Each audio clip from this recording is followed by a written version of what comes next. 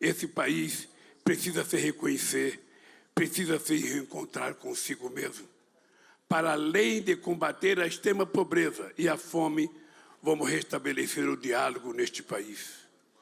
É preciso retomar o diálogo com o Legislativo e o Judiciário, sem tentativa de exorbitar, intervir, controlar, cooptar, mas buscando reconstruir a convivência harmoniosa e republicana entre os três poderes. A normalidade democrática está consagrada na Constituição. É ela que estabelece os direitos e obrigações de cada poder, de cada instituição, das Forças Armadas e de cada um de nós. A Constituição rege a nossa existência coletiva e ninguém, absolutamente ninguém, está acima dela. Ninguém tem o direito de ignorá-la ou de afrontá-la. Também é mais do que urgente retomar o diálogo entre o povo e o governo. Por isso, vamos trazer de volta as conferências nacionais, para que os interessados elejam suas prioridades e apresentem ao governo sugestões de políticas públicas para cada área: educação, saúde, segurança, direitos da mulher, igualdade racial, juventude, habitação, cultura e tantas outras. Vamos retomar o diálogo com os governadores e os prefeitos para definirmos juntos as obras prioritárias para cada população. Não interessa o partido ao qual pertence o governador e o prefeito. Nosso compromisso será sempre com melhoria da vida da população de cada estado, de cada município deste país. Vamos também restabelecer o diálogo entre o governo, empresários, trabalhadores e sociedade civil organizada com a volta do Conselho de Desenvolvimento Econômico e Social.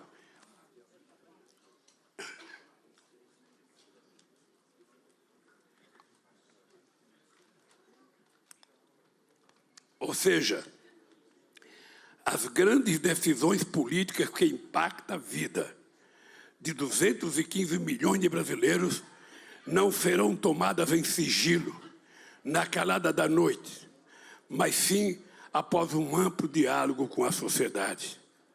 Acredito que os principais problemas do Brasil, do mundo, do ser humano, possam ser resolvidos com diálogo e não com força bruta. Que ninguém duvide da força da palavra quando se trata de buscar o entendimento e o bem comum. Meus amigos e minhas amigas, nas minhas viagens internacionais e nos contatos que tenho mantido com líderes de diversos países, o que mais escuto é que o mundo sente saudade do Brasil. Saudade daquele Brasil soberano, que falava de igual para igual com os países mais ricos e poderosos, e que, ao mesmo tempo, contribuía para o desenvolvimento dos países mais pobres. O Brasil que apoiou o desenvolvimento dos países africanos por meio de cooperação, investimento e transferência de tecnologia, que trabalhou pela integração da América Latina, da América do Sul e do Caribe, que fortaleceu o Mercosul e ajudou a criar o G20, a Unasul, a CELAC e os BRICS. Hoje, nós estamos dizendo ao mundo que o Brasil está de volta, que o Brasil é grande demais para ser relegado a esse triste papel de pária no mundo. Vamos reconquistar a credibilidade, a previsibilidade e a estabilidade do país para que os investidores nacionais e estrangeiros retomem a confiança no Brasil. Para que deixe de enxergar nosso país como fonte de lucro imediato e predatório e passe a ser nossos parceiros na retomada do crescimento econômico com inclusão social e sustentabilidade ambiental. Queremos um comércio internacional mais justo, retomar nossas parcerias com os Estados Unidos e a União Europeia em novas bases. Não nos interessa acordos comerciais que condenem nosso país a eterno papel de exportador de commodities e de matéria-prima.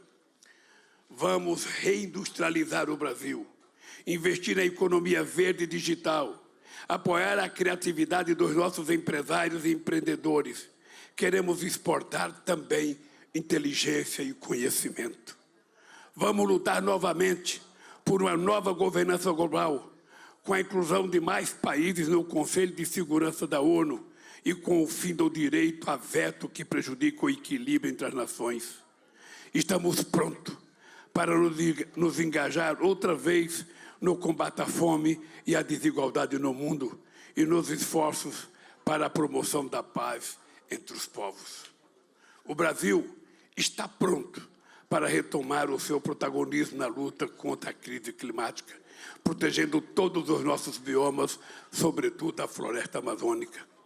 Em nosso governo, fomos capazes de reduzir em 80% o desmatamento da Amazônia, diminuindo de forma considerável a emissão de gases que provocam o aquecimento global. Agora, vamos lutar pelo desmatamento zero da Amazônia.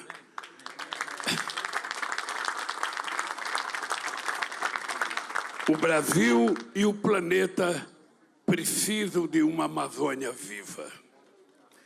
Uma árvore em pé vale mais do que toneladas de madeiras extraídas ilegalmente por aqueles que pensam apenas no lucro fácil, às custas da deterioração da vida na Terra.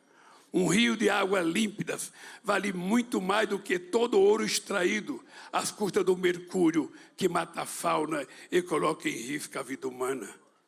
Quando uma criança indígena morre, assassinada pela ganância dos predadores do meio ambiente, uma parte da humanidade morre junto com ela. Por isso, vamos retomar o monitoramento e a vigilância da Amazônia e combater toda e qualquer atividade ilegal, seja garimpo, mineração, extração de madeira ou ocupação agropecuária indevida. Ao mesmo tempo, vamos promover o desenvolvimento sustentável das comunidades que vivem na região amazônica. Vamos provar mais uma vez que é possível gerar riqueza sem destruir o meio ambiente. Estamos abertos à cooperação internacional para preservar a Amazônia, seja em forma de investimento ou pesquisa científica, mas sempre sob a liderança do Brasil, sem jamais renunciarmos à nossa soberania. Temos compromisso com os povos indígenas, com os demais povos da floresta e com a biodiversidade. Nós queremos a pacificação ambiental. Não nos interessa uma guerra pelo meio ambiente, mas estamos prontos para defendê-lo de qualquer ameaça.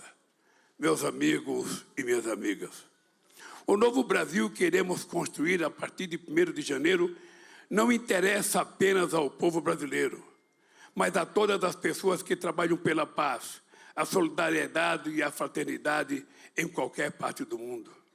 Na última quarta-feira, o Papa Francisco enviou uma importante mensagem ao Brasil, orando para que o povo brasileiro fique livre do ódio, da intolerância e da violência.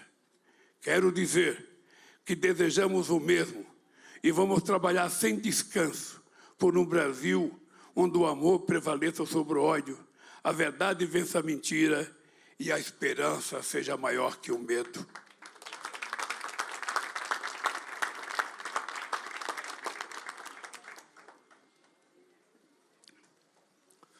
Todos os dias da minha vida, eu me lembro do maior ensinamento de Jesus Cristo, que é o amor ao próximo. Por isso acredito que a mais importante virtude de um bom governante será sempre o amor pelo seu país e pelo seu povo. No que depender de nós, não faltará amor neste país. Vamos cuidar com muito carinho do Brasil e do povo brasileiro.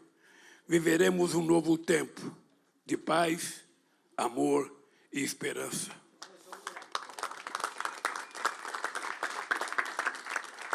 Um tempo em que o povo brasileiro tenha de novo o direito de sonhar e as oportunidades para realizar aquilo que sonha. Para isso, convido a cada brasileiro e cada brasileira, independentemente em que candidato votou nessa eleição, mais do que nunca, vamos juntos pelo Brasil, olhando mais para aquilo que nos une do que para as nossas diferenças. Sei a magnitude da missão que a história me reservou e sei que não poderei cumpri-la sozinho. Vou precisar de todos os partidos políticos, trabalhadores, empresários, parlamentares, governadores, prefeitos, gente de todas as religiões, brasileiros e brasileiras que sonham com um Brasil mais desenvolvido, mais justo e mais fraterno. Volto a dizer aquilo que disse durante toda a campanha, aquilo que nunca foi uma simples promessa de candidato, mas sim uma profissão de fé, um compromisso de vida. O Brasil tem jeito. Todos juntos seremos capazes de consertar esse país e de construir um Brasil do tamanho dos nossos sonhos, com oportunidade para transformá-lo em realidade. Mais uma vez, renovo minha eterna gratidão ao povo brasileiro. Quero agradecer ao companheiro Alckmin, o meu vice-presidente, que deu uma contribuição extraordinária. Aos governadores que foram eleitos, aqueles companheiros que não conseguiram se eleger. A nossa luta não começa e não termina com eleição. A nossa luta pela conquista de um país justo, um país em que todos os brasileiros possam comer, trabalhar, estudar, ter acesso à cultura e ao lazer, será uma luta até o fim da nossa vida. Eu canso de dizer, não é a quantidade de anos que uma pessoa tem que envelhece a pessoa. O que envelhece uma pessoa é a falta de causa, é a falta de motivação para a luta. E por isso eu me determinei. O Brasil é a minha causa. O povo é a minha causa e combater a miséria é a razão pela qual eu vou viver até o fim da minha vida. Um grande abraço e que Deus abençoe a nossa jornada a partir de 1º de janeiro. Obrigado ao povo, obrigado a Deus e obrigado à imprensa pelo tratamento que deu nesse processo eleitoral. Um abraço de coração, companheiros. Aí estão as palavras do presidente eleito Luiz Inácio Lula da Silva, as primeiras palavras dele após o resultado das urnas neste domingo em que ele conquistou de volta a presidência da República. Vai responder perguntas agora. A gente agradece toda a imprensa nacional e internacional e o presidente vai agora receber os cumprimentos dos representantes dos diversos países e movimentos internacionais que estão aqui. Muito obrigada.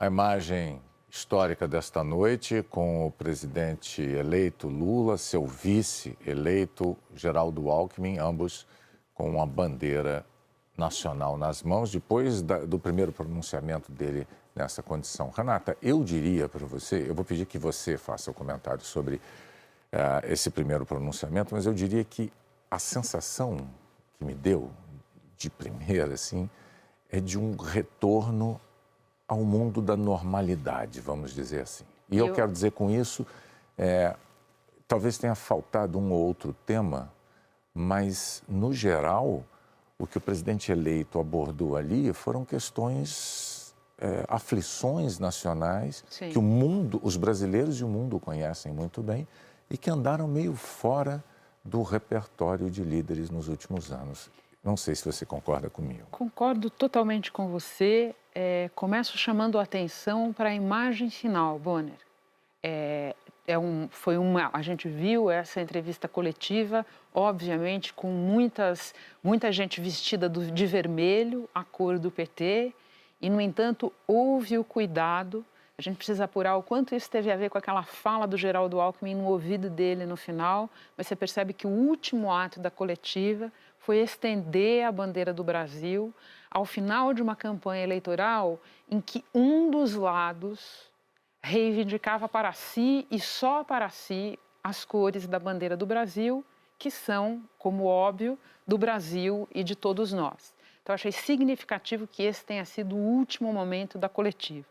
Outras coisas que eu anotei para trazer aqui. Uma frase do presidente eleito que nós vamos ainda discutir por vários dias, mas que é muito significativa. Esta vitória não é minha nem do PT, Esta vitória é do povo brasileiro e, ao falar não é minha nem do PT, ele faz isso no momento em que ele nomeia outras forças, outros aliados. Todo mundo percebeu que ele rapidamente cumprimentou a senadora Simone Tebet, cumprimentou Marina Silva. O discurso está cheio de recados no sentido de união. Ele fala, inclusive, a frase que ele vem para propor paz entre os divergentes. Essa é uma questão nacional, Bonner, pelo exato motivo que você falou. A gente sai de uma campanha eleitoral e a gente sai de uma quadra da história brasileira em que muito se investiu na divisão dos brasileiros. Na divisão, tudo divide, se você não é do meu partido, se você não é do meu candidato, não só você não está comigo, você está contra mim, mas como você não tem direito a existir. Então, eu acho que ele destacou muito essa palavra e essa questão de a vitória ir além do PT. Porque, de fato, é uma vitória que vai além do PT, ele fala, é a vitória de um grande movimento democrático. Isso eu acho que é uma coisa importante para a gente entender o que ele está querendo dizer e também quais serão os movimentos do presidente eleito na montagem do governo, que é um processo que a gente vai começar a ver nas próximas semanas. Outra coisa que me chamou a atenção foram recados dele ao longo de todo o discurso para mulheres, para negros, para os brasileiros que passam fome, para indígenas. O presidente eleito sabe de onde veio a vitória dele, do ponto de vista regional, do ponto de vista das faixas de renda, do ponto de vista de divisões mesmo da sociedade brasileira. E daí eu não falo mais de opinião política, eu falo dos que têm e dos que não têm. Ele sabe de onde veio a vitória, então nas próximas semanas, muitos segmentos, o mercado, o empresariado, o setor X, o setor Y, todo mundo vai estar esperando uma sinalização do presidente eleito. Mas o que ele procurou deixar claro neste discurso é que ele sabe de onde veio a vitória. Outra coisa que me pareceu claro foram as seguidas tentativas de tentar recolocar o Brasil em discussões e na cena mundial de uma maneira, em questões em que o Brasil está muito mal na fita hoje. É a isso que me referi. Exatamente. Quando eu falei de normalidade. Exatamente. Só porque a impressão que nós temos não é apenas uma impressão, são fatos. Alguns desses temas mencionados pelo presidente eleito no discurso andaram ausentes de discursos oficiais, pelo menos no tom e com a abordagem que ele deu a esses temas, né? Então, isso eu acho que foi um ponto a se destacar nessa primeira fala. Exatamente. Outra coisa que eu também entendo, ele procurou deixar claro, e ele falou isso textualmente, que ele tem ideia dos desafios que estão à frente dele, pelas divisões do país, pela situação social, representada por várias questões, mas principalmente pelos brasileiros que passam fome, por N problemas seríssimos que precisam ser atacados na saúde, na educação, pela situação das contas públicas que a gente mencionava agora há pouco, muito pioradas pelo esforço do governo atual em reeleger Jair Bolsonaro.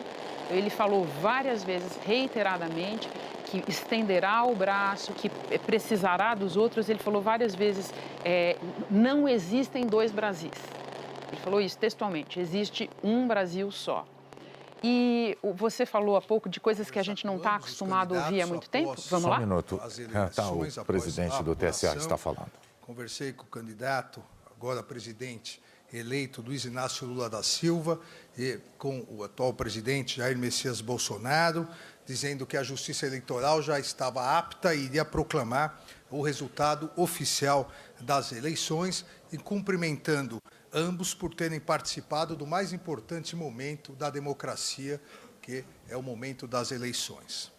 Antes também eu quero agradecer aqui ao presidente do Senado e do Congresso Nacional, senador Rodrigo Pacheco, e fazer justiça à Sua Excelência, que sempre foi um defensor incansável da democracia, um defensor incansável do Estado de Direito e um grande parceiro da Justiça Eleitoral.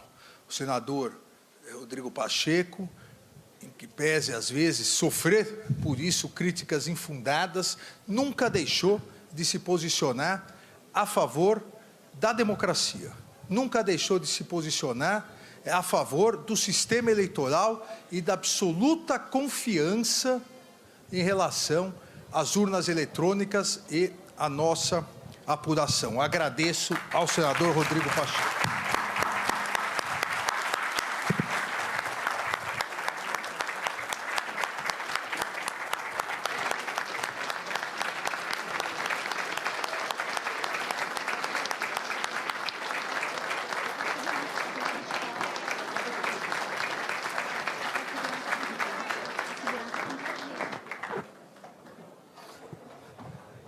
Agradeço e, a pedido de Sua Excelência, já o libero, porque ele fará um pronunciamento no Senado Federal em relação às eleições. Obrigado, Rodrigo.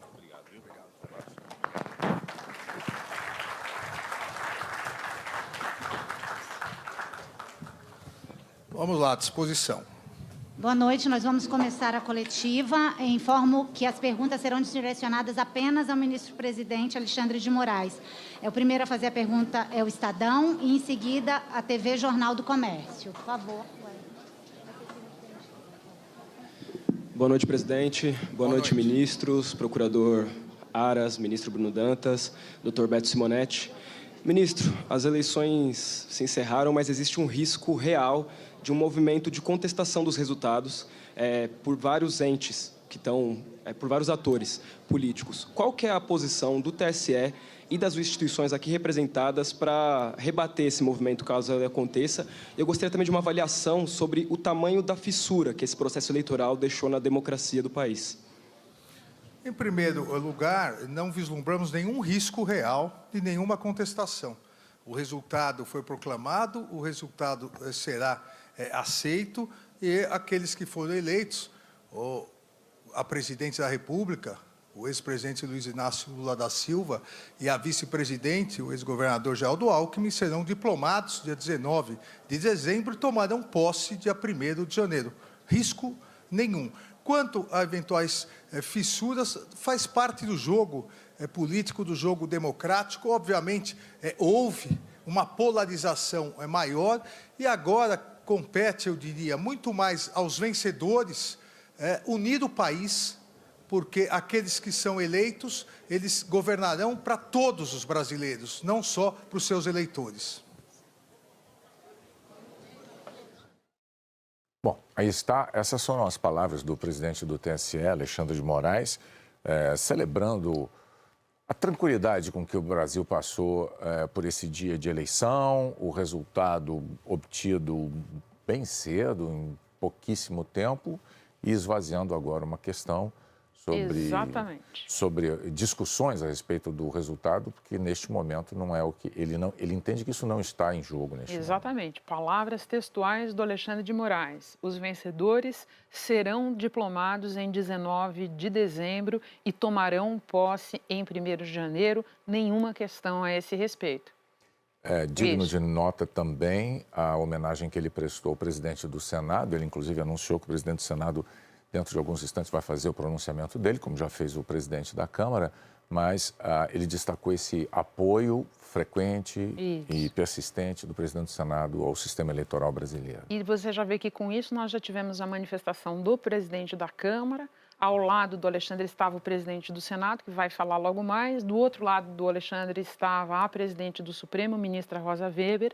E o ministro Alexandre repetiu algo que o presidente eleito já tinha falado no discurso. A partir de 1º de janeiro, eu governarei para todos. Né? Que essa é não governarei para quem votou em mim, eu governarei para todos os brasileiros. E é tão necessário que o país tenha esta percepção e que esta fala, esta promessa, este compromisso assumido seja concretizado desde o primeiro momento à presidência, é tão necessário, porque, como disse mesmo o presidente eleito, o país não suporta mais esse tipo de divisão e de incentivo à divisão, que é o que é pior, né? Você ter um país com divisões é ruim, mas ter um país com divisões em que o que você faz é estimular a divisão e alimentá-la, aí a gente fica sem uma alternativa, sem um horizonte.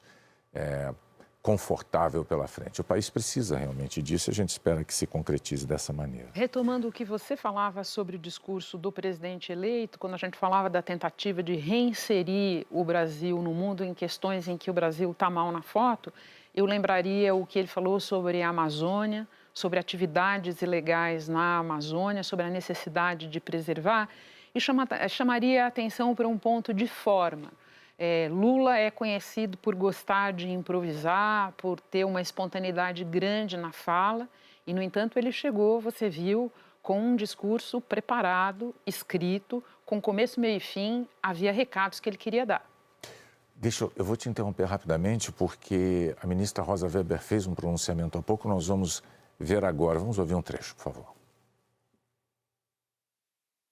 Hoje, mais uma vez, estamos nós, brasileiros e brasileiras, a celebrar a democracia, o princípio democrático, a vitória do princípio democrático, cuja essência reside na consagração da vontade popular majoritária que se expressa nesta data no segundo turno das nossas eleições gerais.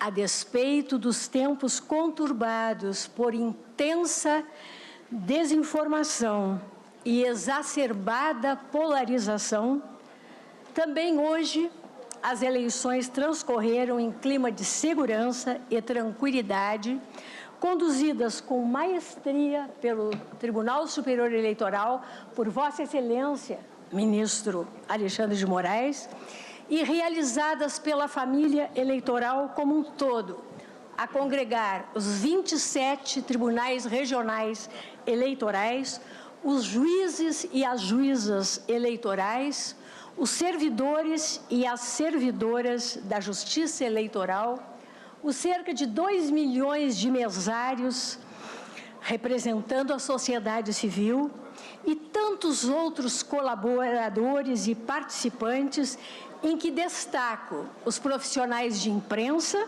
e o faço porque sem imprensa livre não há democracia, e destaco ainda as forças de segurança e os observadores internacionais.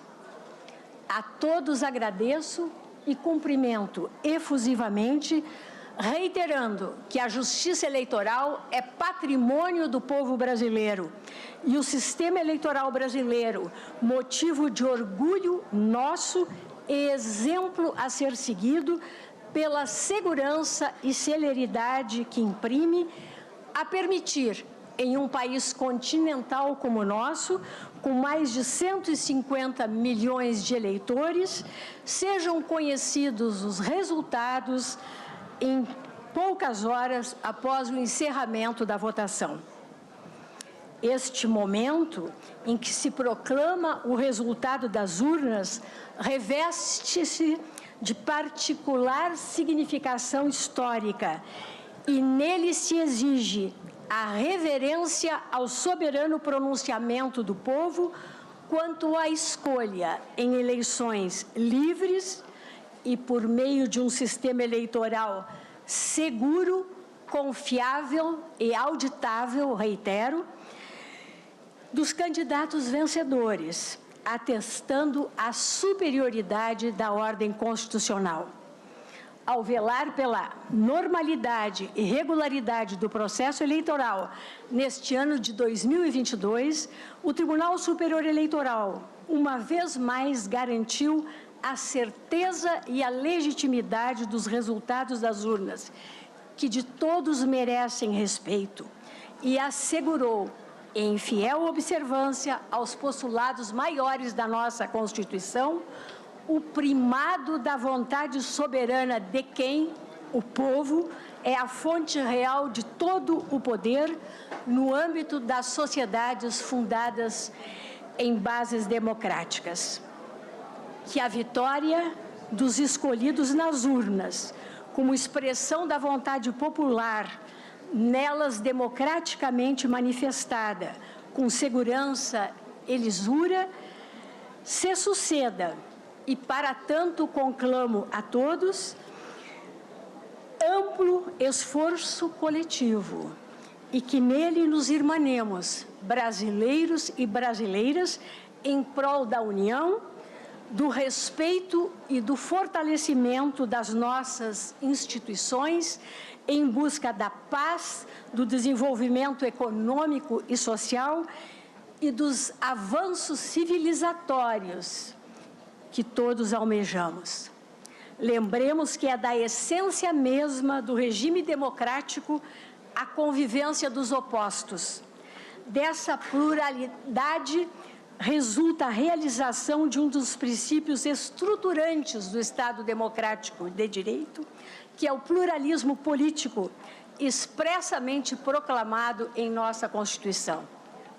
O Supremo Tribunal Federal, em qualquer circunstância, continuará firme e coeso na defesa da democracia e do Estado Democrático de Direito, guardião que é da nossa Constituição, por força de expresso mandamento constitucional.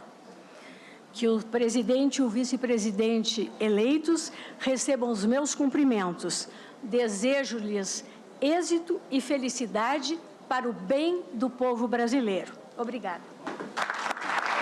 Foi um domingo em que a democracia brasileira deu uma demonstração enorme de vitalidade. É muito bom ouvir as palavras da presidente do Supremo, do presidente do TSE, do presidente eleito e os três mencionando o papel importante da imprensa. Sinta-se homenageada, Renata Lopretti. A gente volta já já.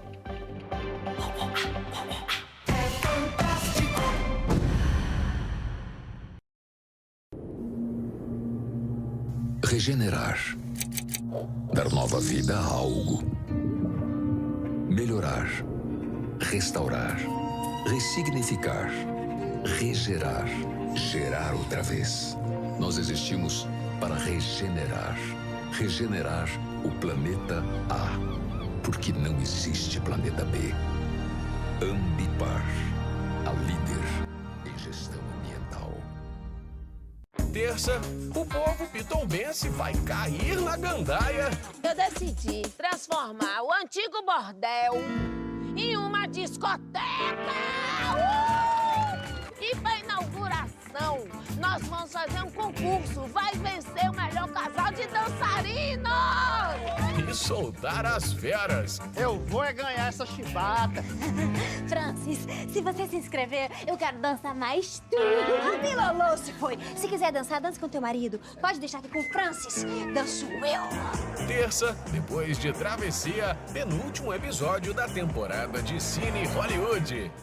Domingo é dia de eleição e votar é um direito seu. Por isso, a Justiça Eleitoral esclarece. Trabalhadoras e trabalhadores têm liberdade de escolher os próprios candidatos e candidatas. Qualquer ameaça, caso não escolham determinada candidatura, qualquer oferecimento de benefício em troca de voto ou impedimento do trabalhador de votar é crime.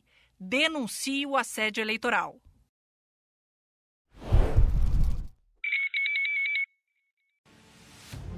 Tá na hora de eu voltar pra Pirinópolis. Tá tudo errado. Vem aqui, vamos embora. Vem, Biel. Tô te pedindo em casamento. Você quer terminar comigo? Você é bonita, você é minha cachorrona. Vai se separar da sua esposa pra casar com uma perdida que você conheceu ontem, Raul. Você não tem noção. Eu quase parti dessa por uma mulher, por uma melhor. Eu sou o único que gosta de você de verdade. Ai, meu Deus, o que é? Fala logo, doutor. Fala, doutor! Você é maravilhosa. E é por isso que eu quero te propor um negócio. Que negócio? A seleção para uma bolsa na fundação que te falei. Sejam bem-vindos à nossa fazenda.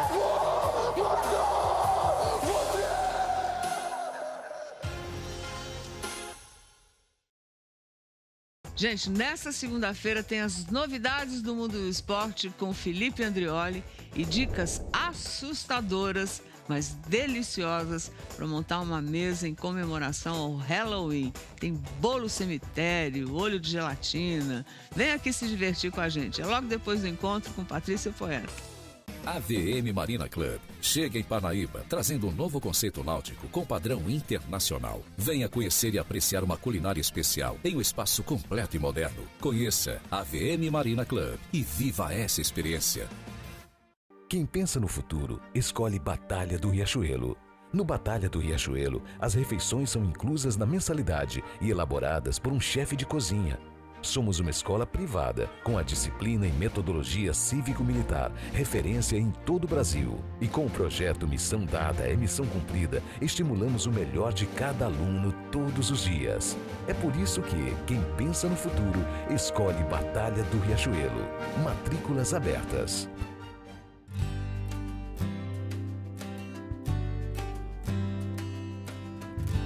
Seja um doador de órgãos. Fale para sua família. Uma atitude que começa com o coração. Viva! Descubra e conheça Teresina! Aqui tem turismo, sim senhor! Visite a Rota dos Sítios de Teresina. Tudo para a diversão da sua família. Passeio de pônei, visita a animais, casinha de boneca, campo de futebol, quadra de vôlei de praia, espaço para churrasco, aeromodelismo, pista de hipismo, pedalinho e muito mais. A Rota dos Sítios de Teresina espera por você. Prefeitura de Teresina.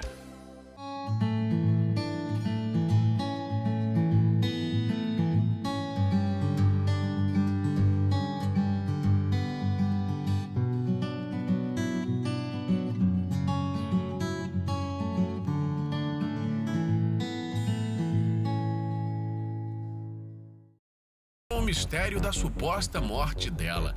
Para todas as pessoas que te amam, ver você hoje vai ser um grande momento. Imagino. Mas eu tô mais interessada em quem vai se incomodar com a minha volta. Amanhã.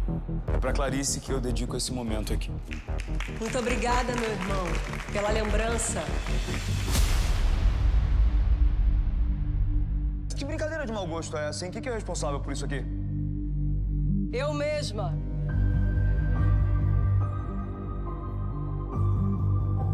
Clarice Guzmão. Cara e coragem.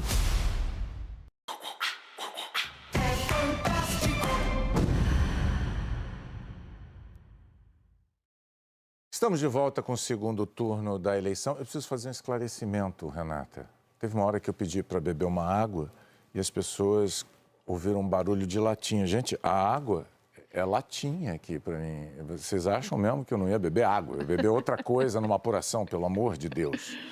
Não, a internet é imperdoável. Dizem que está cheio de meme. Minha filha mandou um recado dizendo que minha filha está na França e diz que está cheio de meme falando de latinha. Mas isso aqui, ó. É água e só É água, gente, é água. Ela faz barulho. Eu vou abrir uma aqui para você. Pronto, é esse o barulho que vocês escutaram, tá?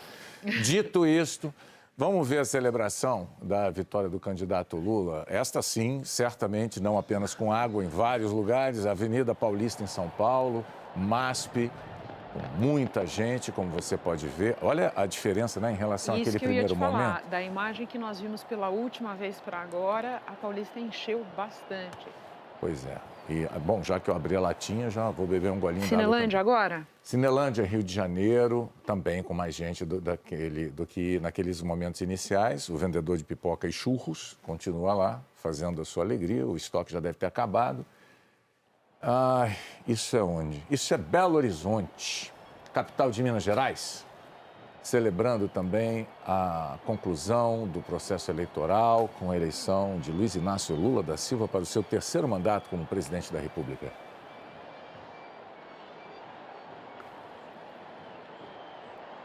A campanha vitoriosa de Luiz Inácio Lula da Silva do PT mobilizou simpatizantes e foi ganhando adesões de várias cores e tendências políticas ao longo dos meses.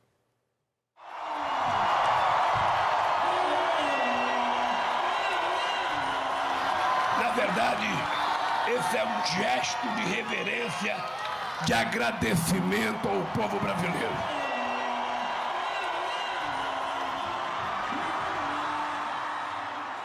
Foi na memória de seus 8 anos na presidência do país e na força de sua longa história de retirante nordestino, líder sindical e negociador político, que Luiz Inácio Lula da Silva apostou para subir novamente a rampa do Palácio do Planalto.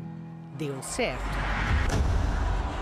Essa bandeira aqui é a bandeira de 215 milhões de brasileiros que amam esse país. Aí já extrapolou. O posto será o mesmo, mas o Brasil mudou. E a campanha para chegar lá também foi muito diferente das anteriores. Eu votando a presidência da República, eu vou ter que fazer mais e melhor do que eu já fiz. Quase 3 anos antes, quando Lula, em liberdade, em novembro de 2019, voltou ao Sindicato dos Metalúrgicos, seu berço político, ele ainda não falava em se candidatar. Mas dirigentes e militantes já enxergavam nele a única ou a maior possibilidade de derrotar Jair Bolsonaro. A condução da pandemia foi o primeiro mote das críticas. Num país mergulhado em tristeza, doença e morte, Lula começou sua articulação política. Era o ex-presidente buscando reunir forças democráticas, nomes e apoios capazes de ajudá-lo a vencer resistências e ampliar seu eleitorado. E foi para isso que Lula, mais uma vez, surpreendeu na escolha do vice. Se no primeiro mandato a surpresa foi a união do ex-operário com o empresário José Alencar, em 2022 foi o convite a um velho adversário que chacoalhou a militância petista e os meios políticos. Um dos fundadores do PSDB, partido que durante anos polarizou disputas com o PT, o ex-governador de São Paulo, Geraldo Alckmin, deixou o ninho tucano e se filiou ao PSB para fechar a chapa com Lula. Quero somar os meus esforços aí ao presidente Lula e a todos para a gente recuperar emprego, renda, oportunidade para as pessoas. Queria estabelecer um critério de relação entre eu e o Alckmin agora. Daqui para frente você não pode mais ser tratado de ex-governador, eu não posso ser tratado de ex-presidente, você me chama de companheiro Lula, eu chamo você de companheiro Alckmin. A aliança, que já tinha 10 partidos no primeiro turno, foi se ampliando. Nós conseguimos construir uma relação política que a gente nunca tinha conseguido construir. E por isso a campanha teve a alegria e o sucesso que está tendo. Lula, paz e amor foi uma expressão usada por ele para suavizar a imagem de radical e vencer as eleições em 2002. 20 anos depois, o amor também entrou na campanha. Receba essa aliança. Viúvo, Lula festejou em maio a união com a socióloga Rosângela Silva, a Janja, numa cerimônia para 200 convidados, entre amigos, familiares, artistas e, claro, muitos políticos. A futura primeira-dama foi presença marcante na campanha. Essa é a nossa estrela, essa é a nossa esperança. Outra presença inesperada e marcante foi a do deputado federal André Janones, do Avante, que em agosto desistiu de concorrer à presidência e entrou na campanha para melhorar a comunicação do petista nas redes sociais. Eu fico muito feliz, muito honrado em poder fazer parte desse momento de reconstrução do nosso país. O estilo agressivo de Janones gerou polêmica interna, mas sacudiu as redes. Pessoal, todo mundo sabe a guerra que a gente está travando contra a disseminação de fake news, a guerra suja. A partir de hoje eu vou distribuir ali missões diárias, direcionamentos para que a nossa militância possa, como se diz por aí, bombar nas redes sociais, levando a verdade. Lula terminou seu segundo mandato como presidente da República com mais de 80% de aprovação, segundo pesquisas da época. Amealhou também grande prestígio internacional. Com o juiz Sérgio Moro declarado suspeito e com as condenações da Lava Jato anuladas pelo Supremo Tribunal Federal, Lula aproveitou os meses antes do início da campanha para viajar para a Europa, onde se encontrou com lideranças na Alemanha, França, Espanha e discursou no Parlamento Europeu. O mundo precisa de amor e não de ódio. E esse mundo nós seremos capazes de construir. Um abraço e muito obrigado.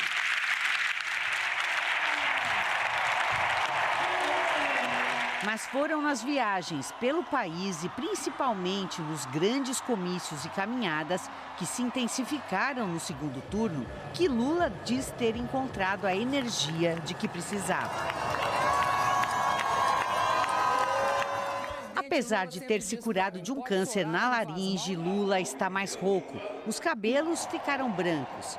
Ele está com 77 anos. Será o mais idoso presidente que o país já teve. Mas repetiu várias vezes para multidões ter o vigor necessário para presidir o país. Me sinto com energia de 30. Ele não sabe que o que deixa a pessoa velha não é a idade. É a falta de motivação para viver. É a falta de uma causa. E eu tenho uma causa. A minha causa chama-se Brasil. A minha causa chama-se povo brasileiro. E esse povo vai voltar a ter emprego, vai voltar a comer, vai voltar a passear, vai voltar a rir e vai voltar a ser feliz outra vez.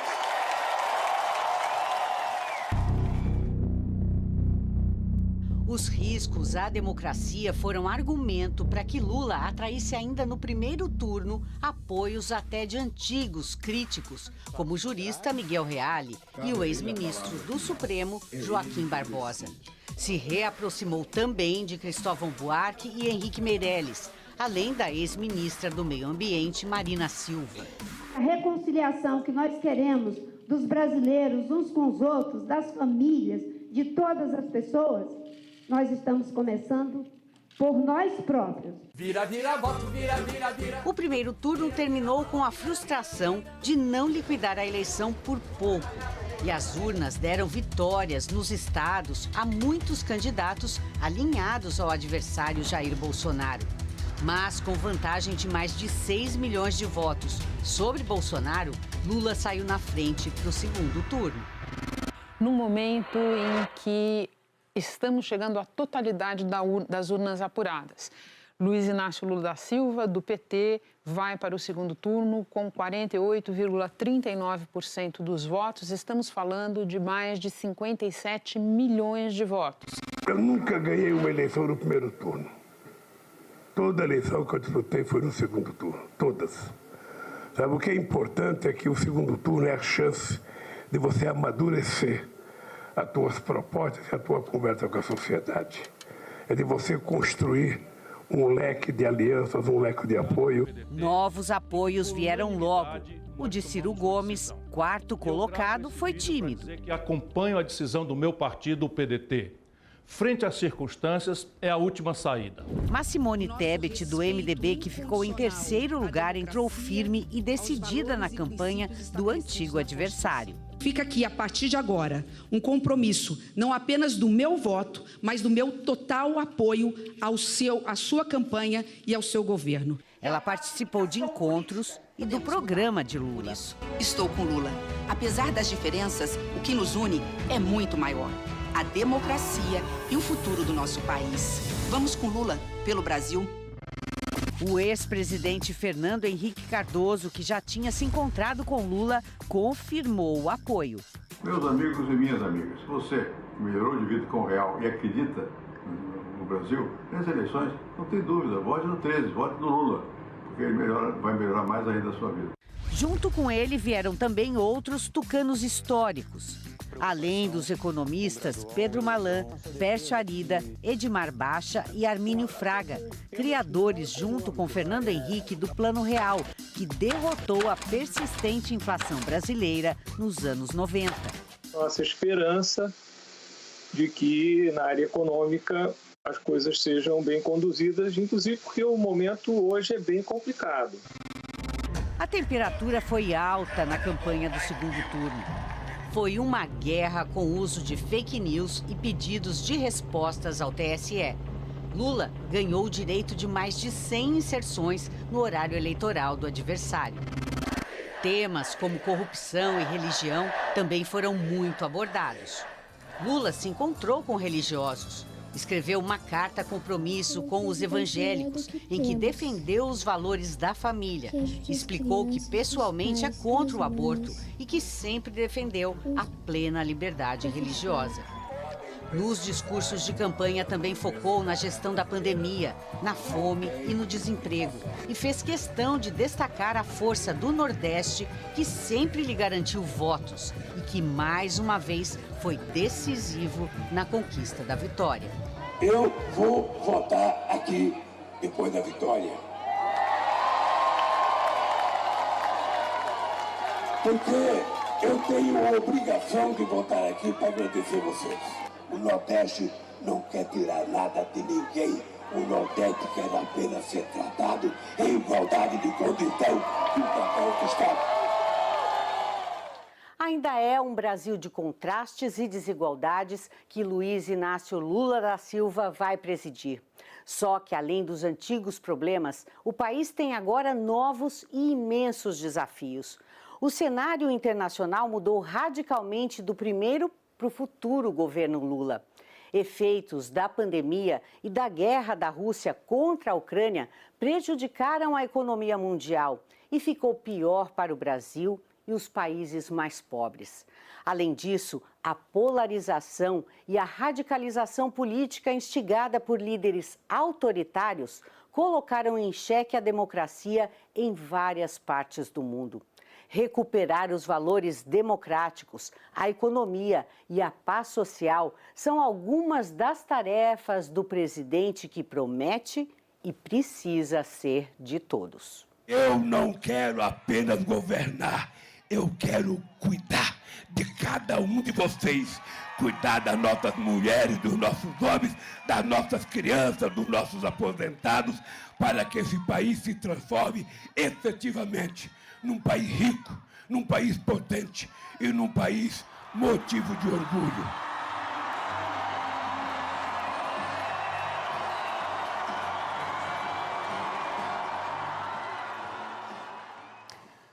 Então, o presidente do Senado, Rodrigo Pacheco, está falando sobre o resultado da eleição. Ele está na residência oficial em Brasília. A gente vai acompanhar.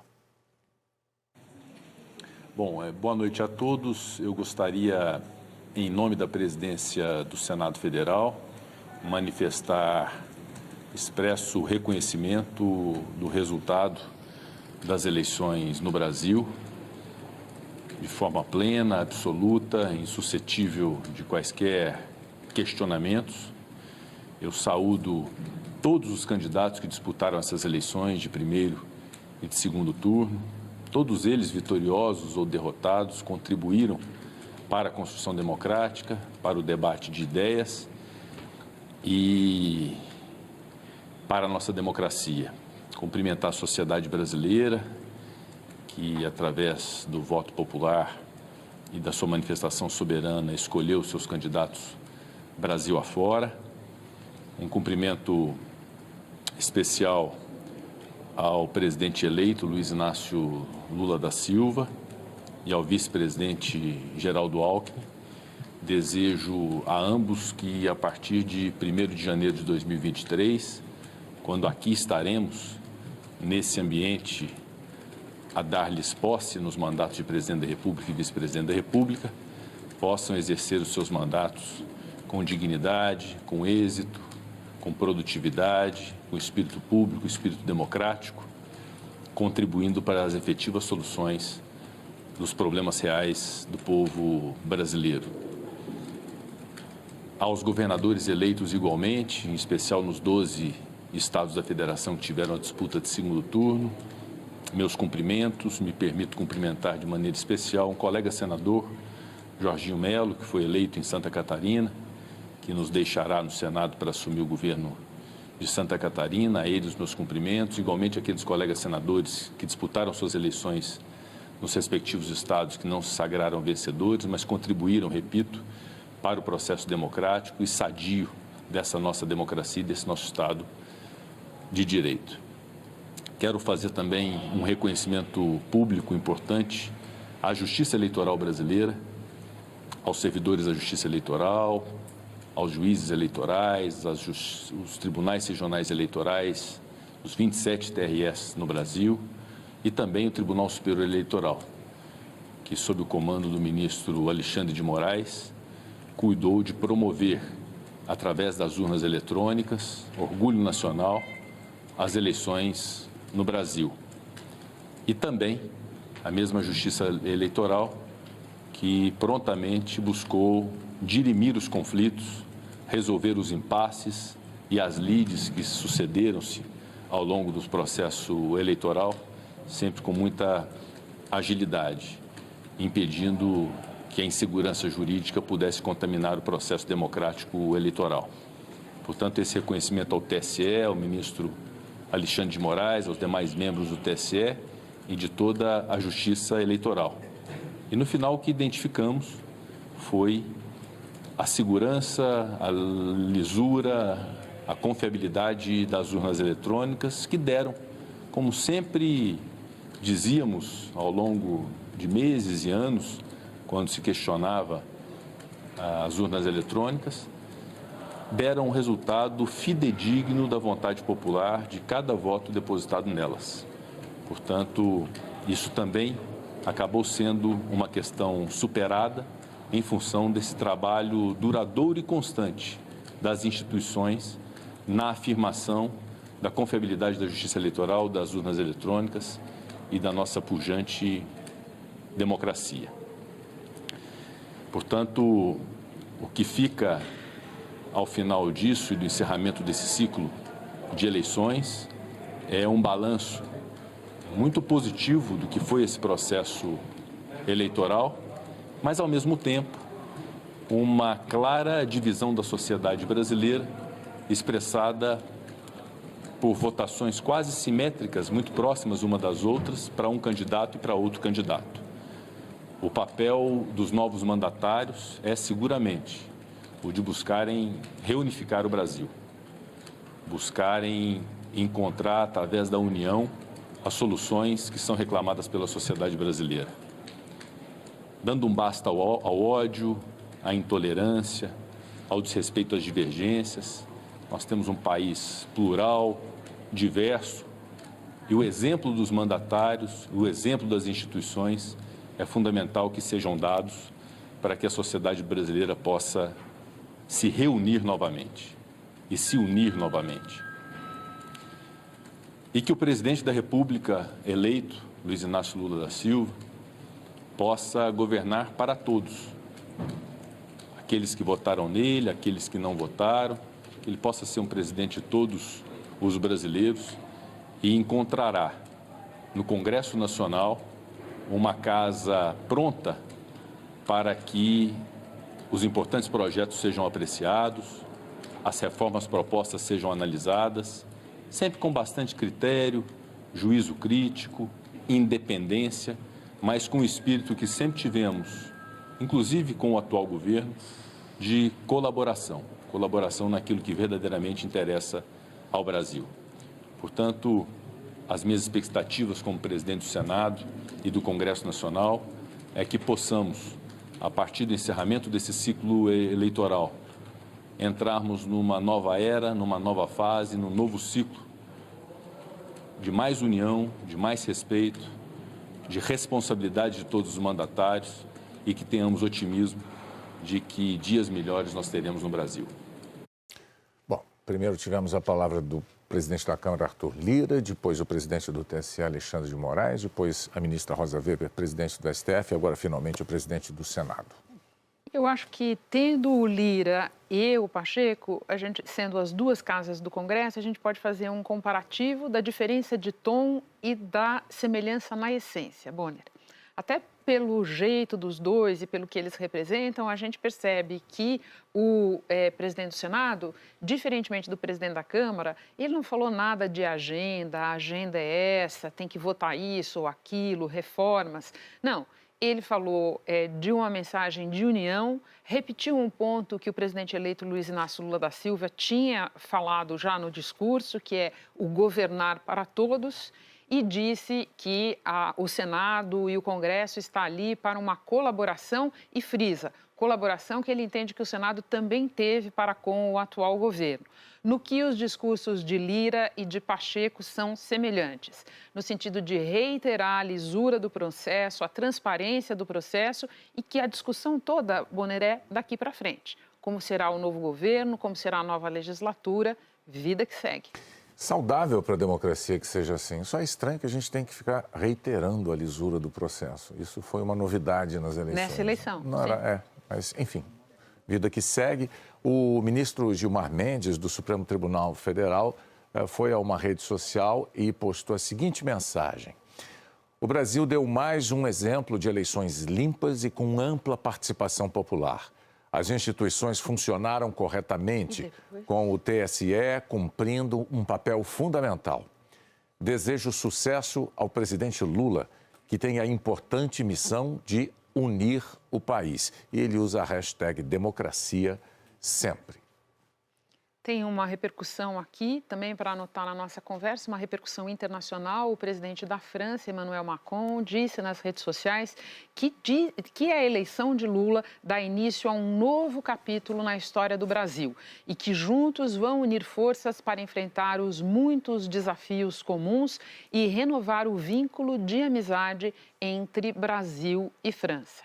Um vínculo de amizade que andou estremecido por agressões e declarações agressivas da parte do presidente do Brasil ao presidente da França, com comentários, inclusive, misóginos e machistas, né? Mas, enfim.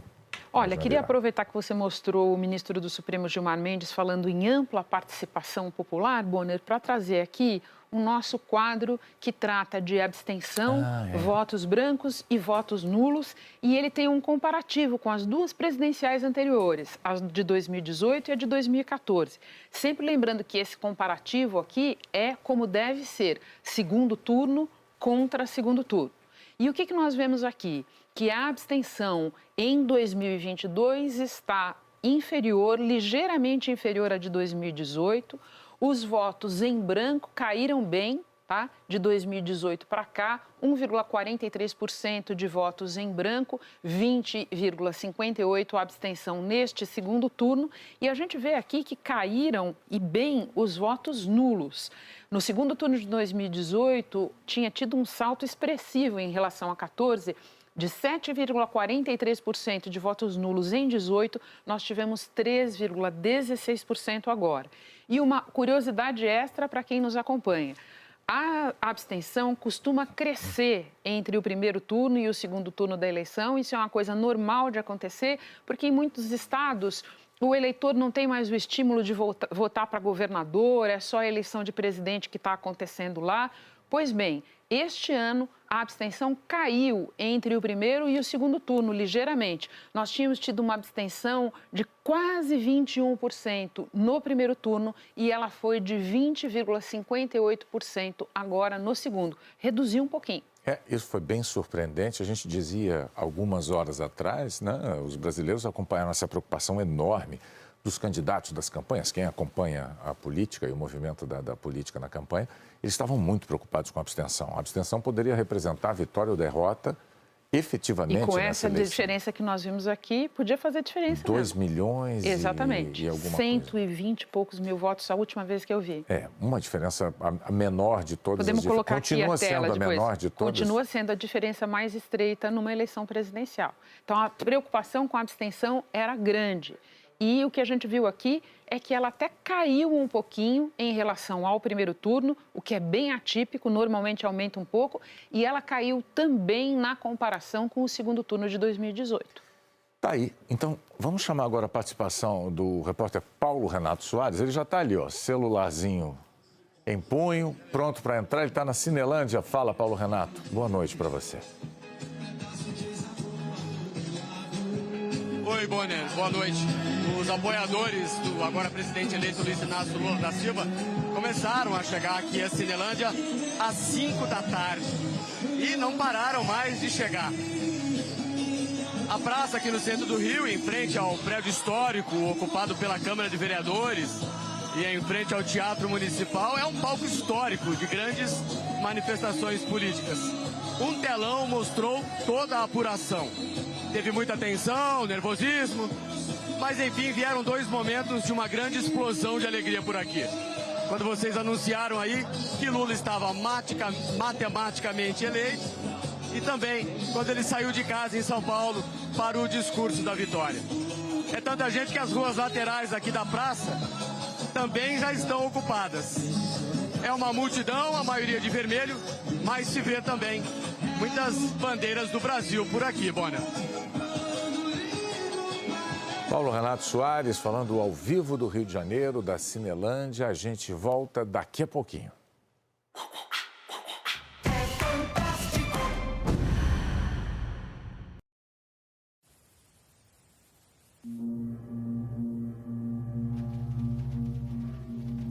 Regenerar.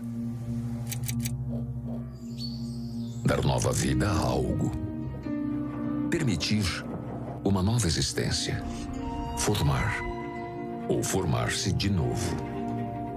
Melhorar. Restaurar. Ressignificar. Desenvolver ou realizar novamente.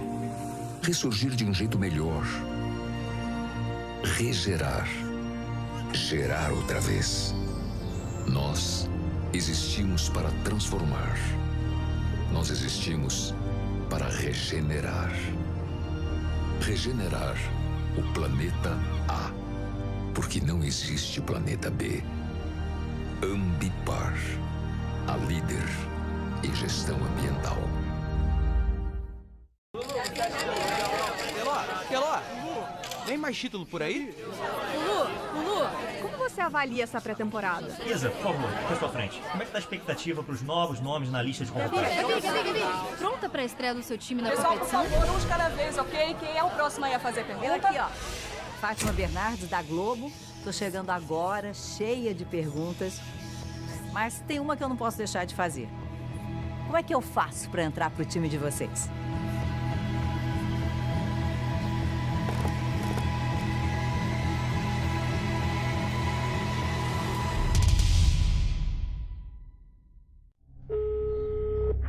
Cristiane, bom dia, com quem eu falo? A mãe chegou até agora, o marido dela tá aqui, tá aqui. Sim, mas quem foi que feriu o seu avô? Não sei. De uma só vez, o Tigo 5X Turbo ganhou luxuoso acabamento. Novo câmbio joystick CVT de 9 velocidades. E agora a tecnologia de motorização híbrida. Tudo emoldurado por novo e ousado design. O que já era bom ficou sensacional. Com mais potência, economia de combustível e arranque instantâneo. Tigo 5X Pro híbrido. Ligado no futuro. Ele foi acusado de um crime que não cometeu. E agora vai lutar sozinho para provar que é inocente. Esse homem é um assassino! Fuja agora. Essa vai ser sua última chance. Manhunt, Caçadores de Homens. Hoje, depois do Vai Que Cola, no Domingo Maior. Apivida e Notre Dame Intermédica, 2 gigantes da saúde brasileira se uniram. E a gente gosta tanto desse país que espalhou medicina e odontologia de qualidade por todas as regiões. Com a maior rede própria de atendimento do Brasil. Sempre vai ter uma unidade perto de você. É o nosso jeito de acolher e cuidar com carinho da nossa gente. Apivida Notre Dame Intermédica, mais saúde de qualidade, mais perto de você.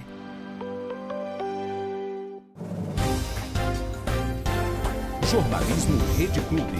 Informação na hora certa.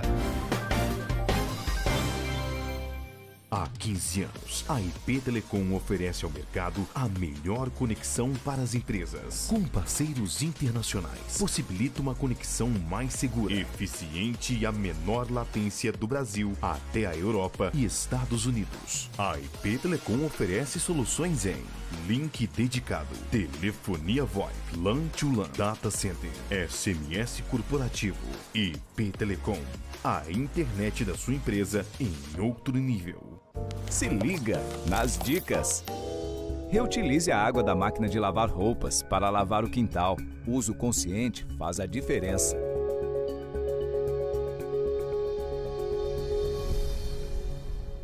Entre 1979 e 1993, vários garotos foram mortos na cidade de Altamira, interior do Pará. A polícia acredita que 5 crianças mortas tenham sido sacrificadas em rituais de magia negra. São crimes que, para a polícia, estão diretamente ligados à morte do menino Evandro Caetano, assassinado no Paraná. Mas isso é só o começo da história. Toda quinta tem um episódio inédito de Altamira, a nova temporada do podcast Projeto Humanos, para você ouvir no Globoplay e outras plataformas de áudio. Há um ano, a gente tá ligado nos fatos, sempre conectado na música, na boa conversa, no entretenimento, no jornalismo e em você. Somos portal, somos rádio, somos plural. Se você for mulher vítima de violência, faça esse sinal para pedir ajuda. Denuncie. Se não dá para combater os inimigos, enlouqueça-os. Você tá ouvindo, Silveirinha? Escuta. Não estou ouvindo nada. Amanhã, vale a pena ver de novo A Favorita.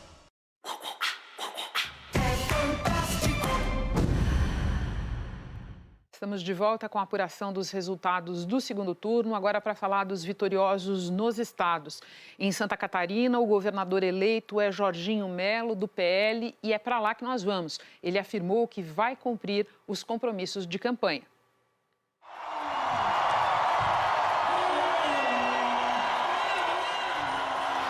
Na verdade, esse é um gesto de reverência, de agradecimento ao povo brasileiro.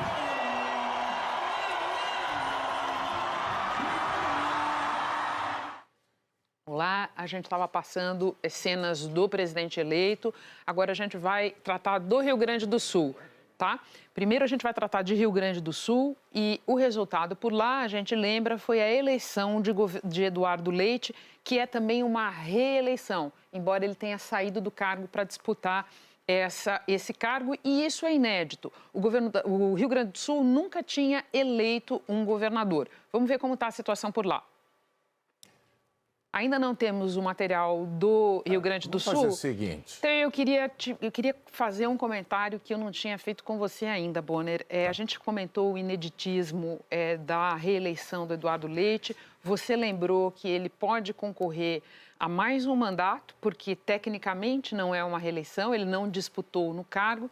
E eu comentei aqui que, diferentemente do que aconteceu em outros estados, o presidente Bolsonaro se descolou do candidato dele no Rio Grande do Sul. Bolsonaro venceu e venceu bem no Rio Grande do Sul e, no entanto, Onyx Lorenzoni não conseguiu se aproveitar dessa vantagem e houve uma virada. O que acontecia também, não acontecia no Rio Grande do Sul fazia muito tempo.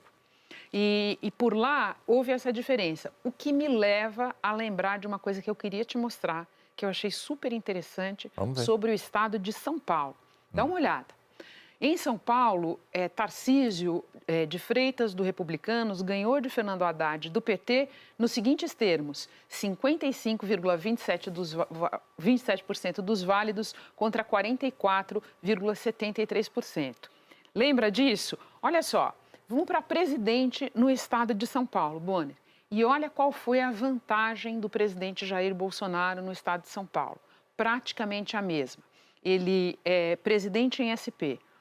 Bolsonaro teve 55,24% dos válidos em São Paulo e Lula 44,76%. A votação de Bolsonaro espelha a de Tarcísio de Freitas e a votação de Lula espelha a de Fernando Haddad. Isso é bem impressionante. O que você acaba de mostrar que não aconteceu no Rio Grande do Sul com o Onyx Lorenzoni. Exatamente. Bom, Já que a gente está fazendo esse giro aí pelos estados, você vê São Paulo, Rio Grande do Sul já estavam com 100%. Vamos ver como é que ficaram os outros estados, então, no Sudeste? Vamos para Minas de novo. Quer fazer um giro? Vamos lá, Minas Gerais. Agora fechou total. Em Minas, Lula venceu por uma margem bem estreita. 50,2% dos válidos, Bolsonaro teve 49,8%. Uma vantagem muito menor que a que Lula teve no primeiro turno, de algo como 6 pontos percentuais, mas conseguindo conservar essa vantagem, ele teve esse estado estratégico e, portanto, mais uma constante das eleições presidenciais brasileiras se manteve nessa noite. Quem venceu em Minas Gerais venceu também a eleição nacional. É isso. Você ainda há pouco estava chamando uma reportagem sobre Santa Catarina. Santa Catarina, a gente não tinha ainda a reportagem para mostrar. Agora eu vou voltar para lá, só para a gente colocar aqui. O eleito foi Jorginho Melo, atualmente senador pelo PL, e ele disse, vou reiterar aqui, que vai cumprir os seus compromissos de campanha. Vamos ver. Assim que a votação foi encerrada, os olhos se voltaram para a apuração. E conforme os dados eram atualizados, o desfecho já ficava evidente. E não teve surpresa no segundo turno aqui em Santa Catarina. Jorginho Melo, do PL, venceu a disputa com 70,6% dos votos válidos. O candidato vencedor, Jorginho dos Santos Melo, tem 66 anos. Ele é da cidade de Ibicaré, no oeste do estado, região onde começou a vida política aos 18 anos, quando foi eleito vereador de Erval do Oeste. É formado em administração e direito. Foi deputado estadual por 4 mandatos e deputado federal por 2 vezes. Em 2018, foi eleito senador. Ele se licenciou do cargo para se candidatar pela primeira vez ao governo do estado. Dediquei a minha vida para ser governador. Meus filhos sabem dizer. E fiz uma grande eleição, uma eleição que vou honrar cada voto. Começa uma nova etapa agora, para que a gente consiga honrar todos os compromissos com o povo de Santa Catarina. E eu quero dizer para todos que estão me vendo e vão nos ler e vão nos ver, saibam que o Jorginho Melo vai dedicar a sua vida em favor desse estado que ele ama, que eu amo, para fazer um grande governo. É esse compromisso que assumi e é esse compromisso que eu vou honrar. Agora a gente continua na região sul e vai mostrar, sim, a reportagem sobre a eleição por lá, que foi a de Eduardo Leite, do PSDB. Pela primeira vez na história, o Rio Grande do Sul reconduziu um governador ao cargo. Eduardo Leite havia renunciado ao cargo em março deste ano, com a possibilidade de concorrer a presidente da República, o que acabou não acontecendo. Decidiu, então, concorrer novamente ao governo do estado. Terminou o primeiro turno em segundo lugar, atrás de Onyx Lorenzoni, do PL. De virada, foi reeleito governador do estado com 57,12% dos votos. Obrigado, Rio Grande! Onyx Lorenzoni, candidato do PL, falou com a imprensa depois do anúncio do resultado. Na democracia, a decisão do povo é soberana. Fizemos uma campanha limpa, sem ataques, fizemos uma campanha propositiva, voltada para o presente e a transformação do futuro do Rio Grande. Eduardo Leite tem 37 anos. Foi o governador mais jovem que o estado já teve. Depois da confirmação nas urnas de que vai continuar no Piratini por mais 4 anos, ele comemorou a vitória no comitê, ao lado de apoiadores. Esta eleição se revelou uma eleição atípica. O primeiro turno teve resultado fora da nossa consideração, da cogitação, pela pressão do que a eleição nacional ocasionava. No segundo turno, mano a mano, comparando projetos, currículos, biografias, o Rio Grande disse o que quer. Mas eu quero dizer ao povo gaúcho que tenho a consciência, senhoras e senhores, por favor, quero dizer aqui ao povo gaúcho que tenho a consciência de que as razões dos votos dos eleitores são diversas. Quero agradecer a todos aqueles que observaram o que fizemos nos últimos anos e votaram em nós pelo que representamos, pelo que já fizemos e pela expectativa do que vamos fazer. Renata, o que você queria falar sobre É interessante observar um outro ineditismo na eleição gaúcha, esse não formal, digamos assim. Você lembra que no primeiro turno, Eduardo Leite passou por pouco para o segundo, o candidato do PT ficou muito próximo dele. Sim. E pela primeira vez na história, o PT apoiou em peso a reeleição do Eduardo Leite. Várias lideranças manifestaram isso formalmente. O Eduardo Leite optou por uma posição cautelosa, nunca falou publicamente a respeito desse apoio, num estado em que Jair Bolsonaro é tão forte, como se mostrou na eleição presidencial. Mas para o Eduardo Leite ter tido esse resultado nesta noite, significa que ele carreou com ele, Boner, não tenha dúvida, toda a votação do PT no primeiro turno. É importante essa observação, ou seja, ele venceu qualquer tipo de resistência ou rejeição dentro da esquerda petista gaúcha. A gente está com esse quadro aqui de Mato Grosso do Sul, porque o governador eleito do estado, Eduardo Riedel, do PSDB, comemorou em casa com a família essa vitória e prometeu projetos na área social. Eduardo Riedel acompanhou a apuração dos votos em casa, com a família. Assim que o resultado foi confirmado, ele saiu para o Tribunal Regional Eleitoral. Foi a primeira vez que Eduardo Riedel disputou um cargo público. No governo atual de Reinaldo Azambuja, também do PSDB, foi primeiro secretário estadual de governo e de gestão estratégica e depois assumiu a pasta de infraestrutura. Mato Grosso do Sul foi o primeiro estado do país, neste segundo turno, a definir a eleição para governador. Com mais de 56% dos votos válidos, Eduardo Riedel derrotou o capitão Contar do PRTB. A disputa entre os dois candidatos foi acirradíssima. Riedel tinha ficado atrás de Contar no primeiro turno. Sentimento de muita responsabilidade, como eu falei na campanha toda.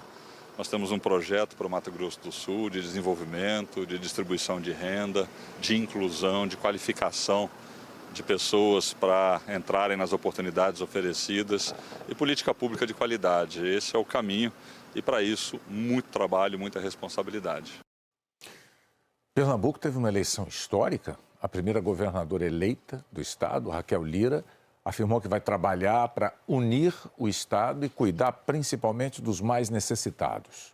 Nas 3 eleições anteriores, os pernambucanos elegeram o governador no primeiro turno. O segundo turno voltou este ano com uma novidade. Os eleitores foram às urnas para escolher entre 2 mulheres a que vai ser a primeira governadora de Pernambuco. As 2 candidatas que chegaram ao segundo turno são de famílias com tradição na política. Marília Arraes, do Solidariedade, é neta de Miguel Arraes, governador de Pernambuco por 3 vezes. A deputada federal votou em um colégio na zona norte do Recife. Raquel Lira é filha do ex-governador João Lira Neto e sobrinha de Fernando Lira. Raquel foi deputada estadual por 2 mandatos e se elegeu prefeita de Caruaru por 2 vezes, a primeira mulher a ocupar o cargo. A candidata do PSDB votou em um colégio no centro de Caruaru. Pouco depois das 7 da noite, a Justiça Eleitoral confirmou Raquel Lira como a primeira governadora de Pernambuco. Ela acompanhou a apuração na casa de parentes e depois foi para um hotel no Recife, onde agradeceu a escolha dos eleitores. Raquel Lira não participou da comemoração com apoiadores porque está de luto. O marido dela, o empresário Fernando Lucena, morreu de infarto no dia do primeiro turno. A governadora eleita disse quais serão as prioridades do próximo governo. Buscar construir as pontes que Pernambuco tanto sonha entre os seus, entre os municípios, entre o seu povo e de Pernambuco com o Brasil e com o futuro. Buscando chegar na vida daqueles que não foram enxergados pelo poder público nos últimos anos.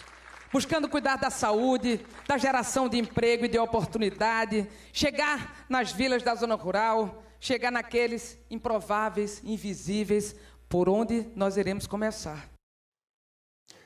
Então, agora a gente vai para Belo Horizonte para ver a festa da vitória do candidato Lula na capital mineira. O André Junqueira estava pedindo para o pessoal falar um pouquinho mais baixo para ele poder ser ouvido aqui, né, André? Oi, Boner, boa noite para você, boa noite a Renata. É sim, Boner, a festa aqui é intensa. A gente está aqui na Praça 7, no centro de Belo Horizonte. A praça que fica no cruzamento das duas principais avenidas da capital mineira. É um tradicional ponto de encontro de torcidas. E hoje está parecendo mesmo, Bonner, Renata, a final de um campeonato. Os apoiadores do presidente eleito Luiz Inácio Lula da Silva começaram a vir para cá logo depois da divulgação do resultado oficial dessas eleições. E a gente viu aqui, foi muita gente se abraçando, chorando, gente pulando, virou realmente uma festa imensa. A gente tem aqui um trio elétrico que foi mandado para cá também pela campanha do agora presidente eleito Luiz Inácio Lula da Silva. É uma festa intensa que não para. As pessoas trouxeram também bandeiras do Brasil. É possível ver aqui também o resgate aí da cor verde e amarela. Enfim, a festa aqui, ela começou logo depois do resultado das eleições, Bonner, Renata, e continua intensa aqui no centro de Belo Horizonte. A gente volta com vocês. Bonner, da capital mineira, a gente vai para Sergipe. O governador eleito Fábio Mitidieri, do PSD, disse que vai priorizar a criação de empregos no estado. Em Sergipe, o dia de votação foi tranquilo. Mais de 1.600.000 eleitores estavam aptos a votar.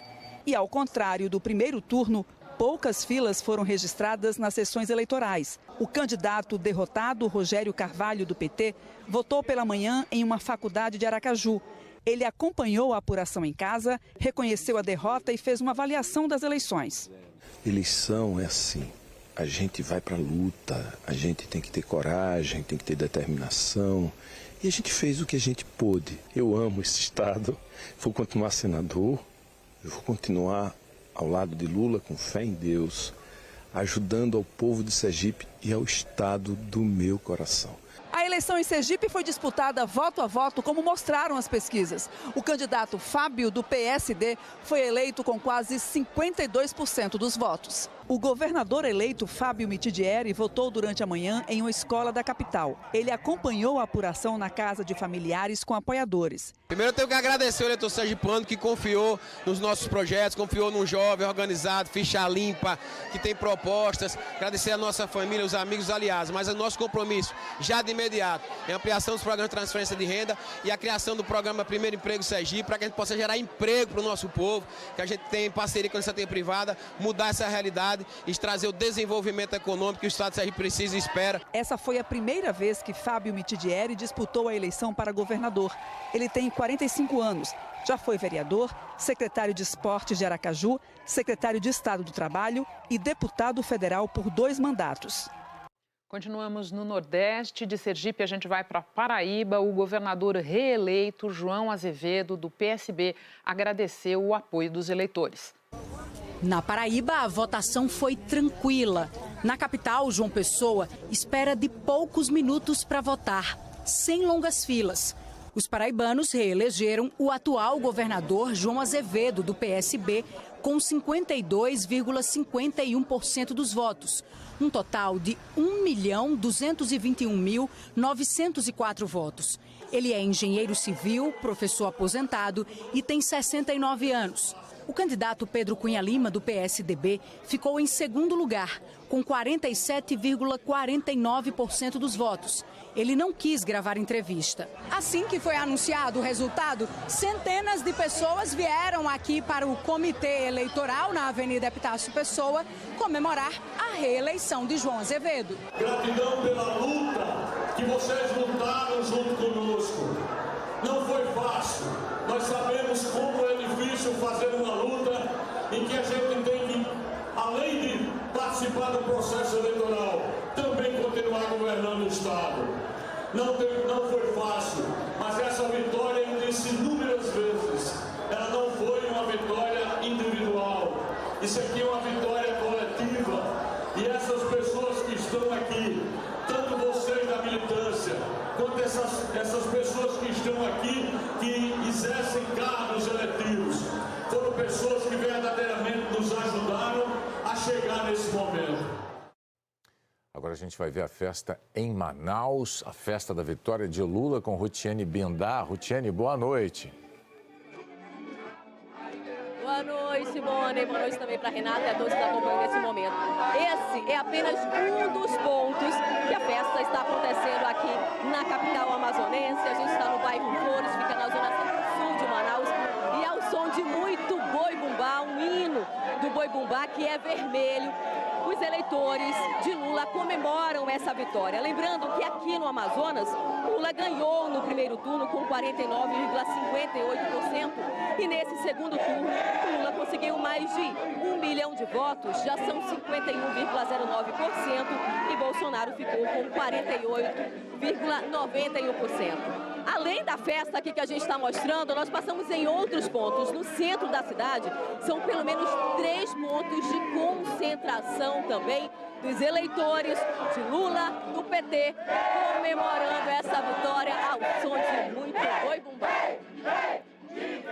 Festa com boi-bumbá em Manaus. Agora a gente vai para Brasília. O presidente Jair Bolsonaro está no Palácio da Alvorada e não deve se pronunciar hoje. A informação é do Fabiano Andrade. Fabiano, boa noite. Boa noite para você também, Bonner, Renata, uma excelente noite a todos. A gente está desde cedo aqui no Palácio da Alvorada na expectativa desse